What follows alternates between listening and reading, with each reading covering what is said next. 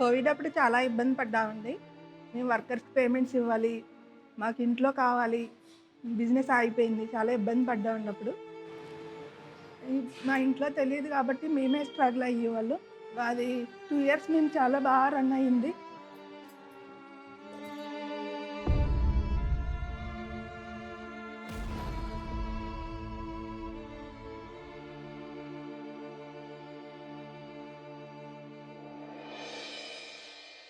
నా పేరు శ్రీరామకృష్ణ అండి.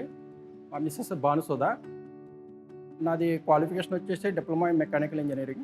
2018లో జాబ్ రిజైన్ చేసి ఫ్యాబ్రికేషన్ వర్క్ స్టార్ట్ చేశానండి. మా హస్బెండ్ బిజినెస్ స్టార్ట్ చేయాలన్నప్పుడు జాబ్ మానేస్తాను, బిజినెస్ చేస్తానని అడిగారు. నేను సపోర్ట్ చేశాను. తనకి జాబ్‌లో ఇంట్రెస్ట్ లేదు, బిజినెస్ పెట్టుకుందామని నేను సపోర్ట్ చేశాను.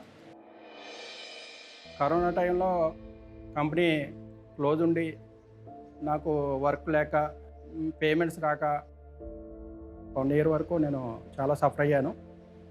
ఎప్పుడు ఇలాగే ఉంటది కదా మన లైఫ్. బిజినెస్ అయితే కొంచెం బావుంటది కదా అని.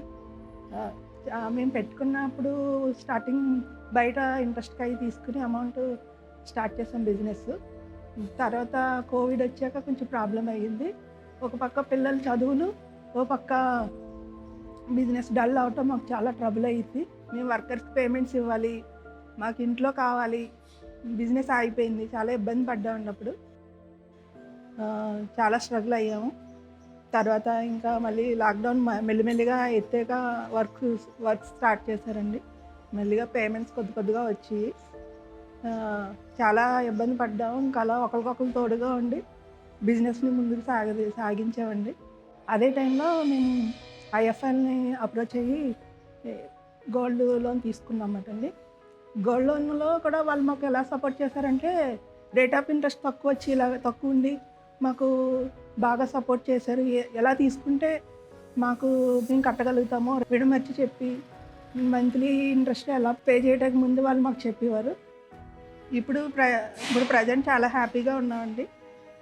బిజినెస్ కొంచెం వెల్ సెటిల్ అయ్యింది. పిల్లలకు కూడా లైఫ్ సెటిల్ అయ్యిందనేసి ఇంతకుముందు స్ట్రగుల్ అన్నీ మర్చిపోయి ఇప్పుడు హ్యాపీగా ఉన్నాము. వెనకాల నాకు వర్కర్స్ కూడా ఒక 4-5 మెంబర్స్ వర్కర్స్ ఉన్నారండి. వాళ్ళకి ఇన్ టైంలో కూడా నేను శాలరీ ఇచ్చుకోగలుగుతున్నాను. ప్లస్ వాళ్ళకి ఏమైనా అవసరం అయితే నేను అడ్వాన్స్ కూడా వాళ్ళకి మనీ అడ్జస్ట్మెంట్ చేయగలుగుతున్నానండి. హ్యాపీ అండి. చాలా హ్యాపీగా ఉన్నామండి.